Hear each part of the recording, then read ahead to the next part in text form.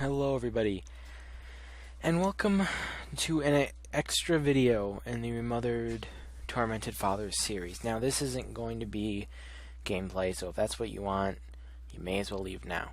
This is going to be talking about, in more detail, the ending of the game and what it means.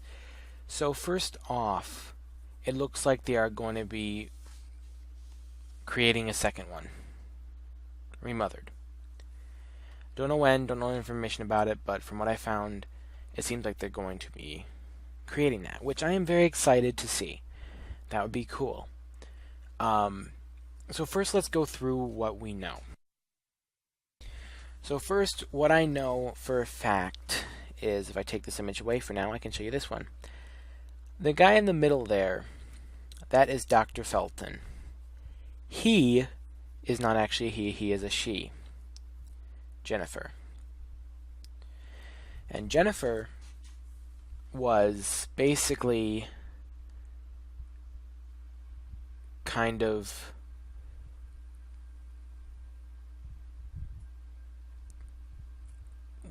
Jennifer was told Jennifer couldn't be Jennifer. Jennifer was told Jennifer had to be Dr. Felton. Basically. I don't remember what his real name was, but basically his dad said he didn't want, basically forced him to become a guy because he did not want a girl. We know that. We also know that apparently Gloria and the main character have something in common. We also know that Gloria was the red nun we saw. Gloria was the nun that we saw running around the house, chasing us, hitting us, several times killing us. We know that that was Gloria. Now this begs the question, is the main character part of that nun thing? That's one of the questions that we have. We don't know if she is or not, and it's very confusing to think about. We also know that he killed his wife. We still don't know about his daughter yet.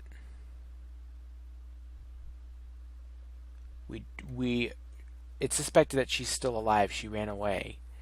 And she never came back. But Jennifer did. And those treatments with that, I think that was a save icon. I don't remember what it's called. Those things that were kind of like mesmerizing him. It was to make him forget. Like everything was happening was trying to make him forget about Jennifer. Just be Dr. Felton. But because of the stuff given to him, the medication and stuff, it really wasn't helping him. It drove him back to his childhood and who Jennifer was really, which was really him. This is what I'm getting from it. Now, in the end, we really don't know a whole lot, but I have found some information. This is really the only stuff I could find, so let's go ahead and go through it. So this person's confused. Spoilers, by the way, if you haven't seen the game, this is not the conversation for you. Too late. So it says, well, the plot is kind of complicated about the ending. The old woman is Madame Svenska. Which she's at the beginning too. I just forgot the name because it was a while since I played that. Not much is known about her, but she seems to know about Dr. Felton's illness, so we just have to wait and see what happens in Remothered 2. So there's going to be another game. Now what I really want is I want a prequel that does something with Gloria and does something with the main character. I want them to come in contact with each other, because that'll give us the backstory we need to know. Or maybe a section of the next upcoming game. Because the problem with this game was there wasn't enough story. I liked the game a lot. It's just there was lack in story. There was lack in a lot of things that should have been there. But there wasn't.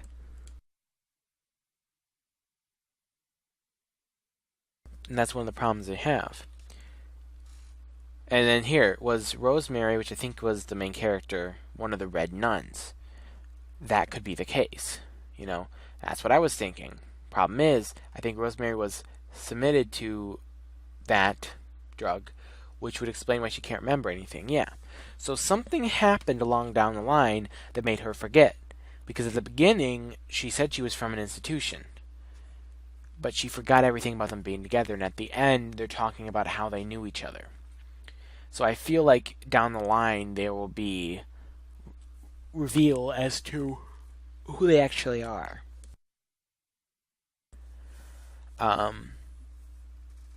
She was in the institute. That much we know. She never got to be Red Nun. But she did something horrible. I'm thinking she burned the institution down. And the only remaining survivor was Gloria. The rest of the story will be explored more in the sequels. That could make sense too. Because the sequels could also be pre-sequels, I guess. It's very confusing. Very confusing and very complex. But it makes sense, you know? I could see that happening. You know, maybe like burning down the Institute. And Gloria was the only other survivor. They were sisters. You know?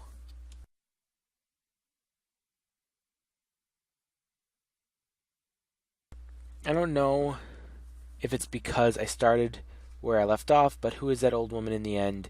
You said that she's Madame Svensky, but is there like a new cutscene of her at the beginning or something?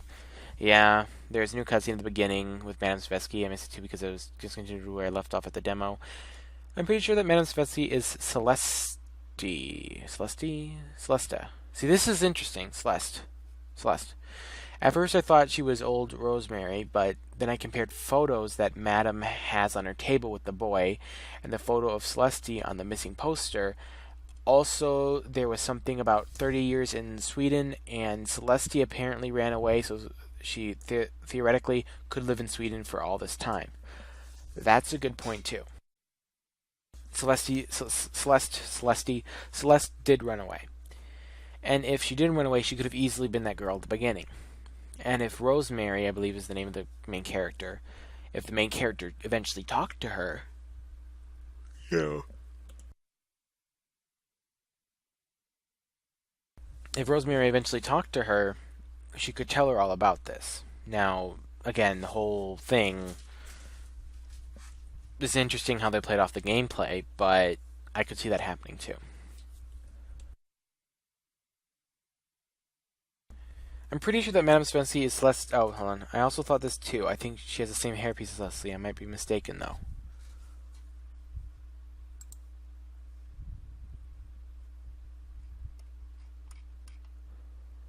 Well, okay.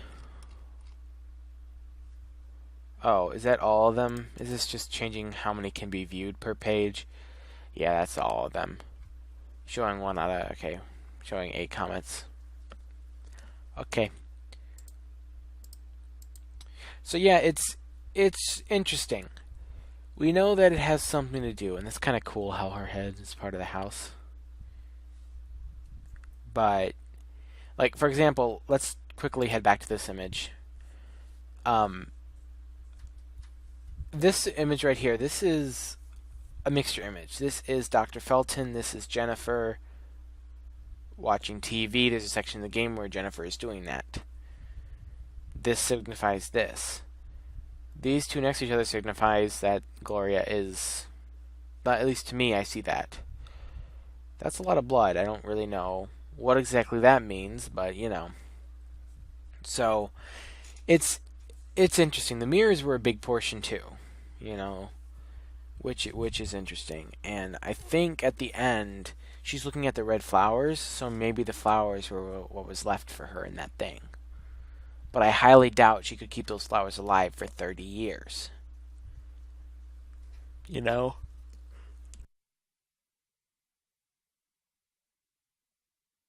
That or we don't know what it is. And that will be explored in a sequel. Remothered 2, which probably won't be Remothered Tormented Fathers 2. It'd be Remothered 2 something. So it's interesting. And I believe this series was kickstarted. At least this game. and it's interesting. I am sad that Lonnie Manila does not get to play in it anymore unless Gloria comes back. Because I can tell her voice, and I knew all along that her voice matched up with that red creature. It makes sense for them to choose her for that role like that, because that voice is taxing a little bit. It sounds more like a man than a woman. And I know she does a really good job of doing voices like that. So I knew it was her. And I figured, you know.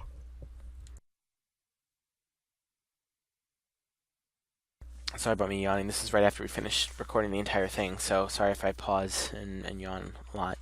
But it shows. I mean, I can just tell. And a bit of a tangent here. Lonnie Manila is a fantastic actress, voice actress, and all. She can change her voice so much. This game, her role is highly, highly different from any of Nancy Drew games. She has a very big role. At the beginning, I thought she didn't have a big role. She has a big role. She has a big role in the series. You know, if there's sequels, she'll probably come back. Even if it's just for many things. You know. And it's very impressive, too, that, because this is an indie game. And I mean, I don't remember what company it's from, but I know it's not a big known company. You know, it's a small company, unless it is a big known company, and I just have never heard of it before this game. But they got Lonnie Manila to work on that game straight away, you know, and that's really cool. I'm just sad she won't be able to play Nancy anymore. But go check out other games she's done.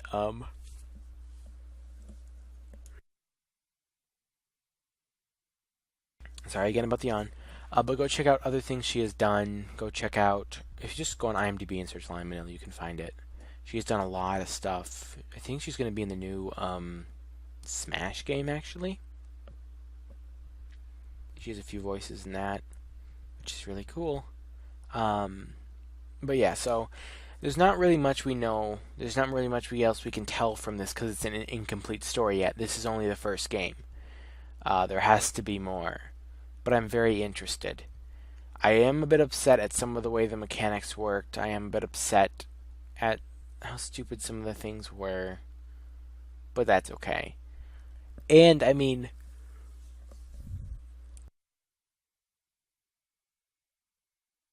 apologies again for the yawning. This image right here is very revealing to the story. Mainly with Mr. Felton / Jennifer there. And Gloria. At least to me. It is. With her sitting there in the blood doesn't really reveal much about her character. But it's good. But anyway, I think that's going to about do it for this little video. There isn't much else to say. I wish there was. There really isn't, though. Because it's an incomplete story, all we have is what we are given. Maybe I missed some notes. I don't think I did, though, but we only can do what we're given. We only can say what we're given. We only can do what we're given. What the heck am I talking about? I'm sorry, I'm tired. I think I meant we can only say what we're given. We can only make a story from what they give us. They have the story probably figured out. They probably know what exactly their relationship is. They have to know. And they probably know, you know, where the next game, if there isn't any more after that, or if there is more, they know probably where the entire series wants to go.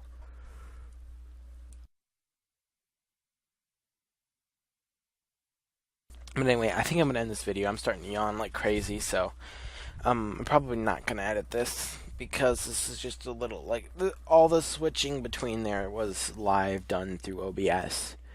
So I really don't have much to worry about. So yeah.